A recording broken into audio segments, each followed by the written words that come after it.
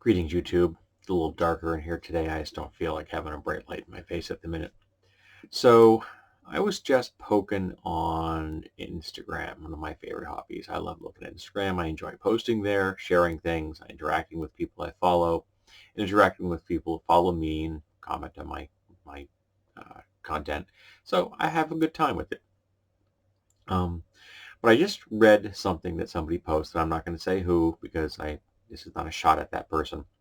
But it's a quote, and it struck me really hard at this juncture in both our political climate and in my life, because I have, over the decades, become far more aware of the complexities of our political and historical existence in America than a lot of people seem to be aware of. So the quote is, "How little do my countrymen know what precious blessings they are in possession of, and which no other people on earth enjoy!" Exclamation point. Thomas Jefferson. Now, I have no idea if this is an actual quote of his or apocryphal. I'm not aware, but it definitely does sound like something that Jefferson would say, and 18th century folks and early 19th century folks would say at that time in our history, at the formation of uh, the American experiment, if you will. The problem, of course, is that Jefferson was a slaver and a rapist.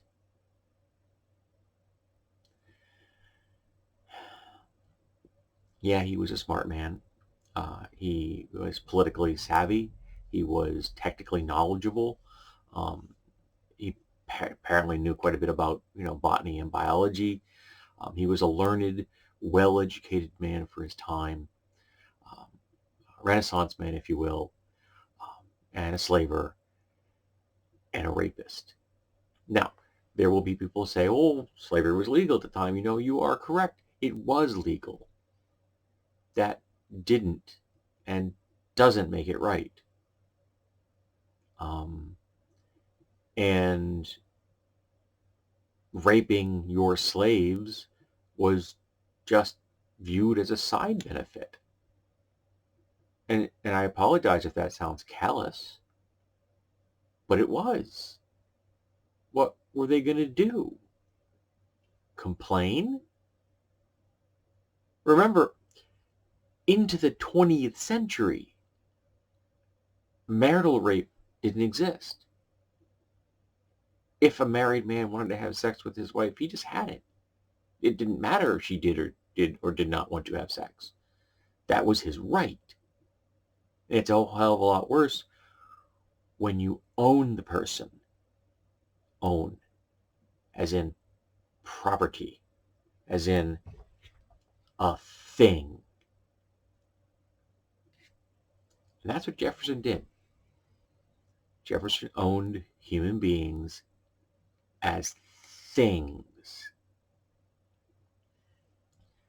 And then he turns around and writes about the glories and the precious nature of our freedoms and our new union.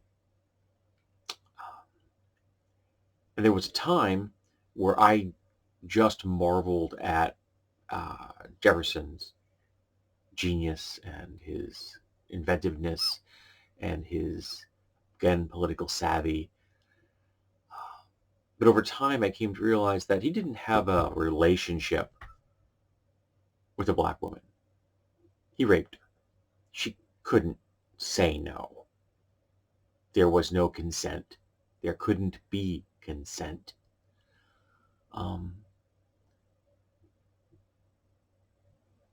He was a horrible human being. Everyone that ever owned a slave was a horrible human being. You have failed.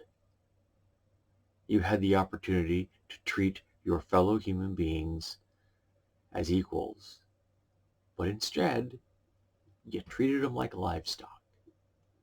I don't care if it was legal. I don't care if there was precedent. I don't care what the justification is. It was wrong the first time it happened to anywhere on the planet at any point in history. And it's wrong now. The slavery we have in America through our prison system is wrong. The slavery that exists out there in the world right now is wrong.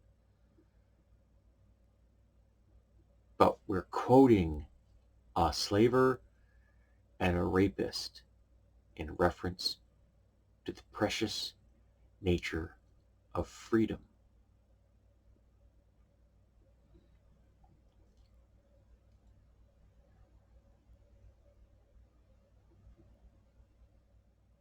And it makes me ill. And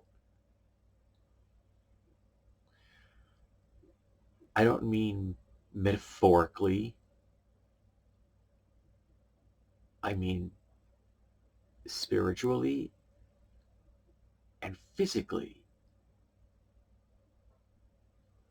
Because in 2021, at 56 years old, I have arrived at the point in my life where the true horror of what he did and what he represents, and yet people still admire him. They still quote him. They still reference him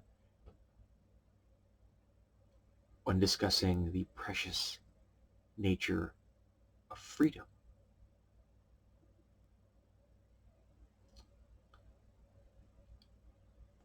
And I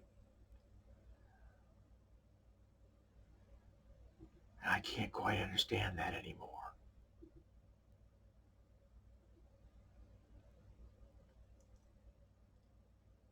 And my stomach really wants to empty itself at the minute. So yeah,